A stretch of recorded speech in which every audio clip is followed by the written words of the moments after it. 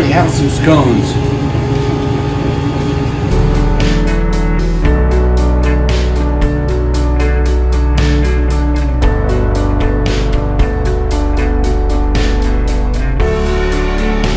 Gotta make some dessert bites. They're really simple, popular. So, if you get them in different shapes and sizes, it's because I'm doing it by hand.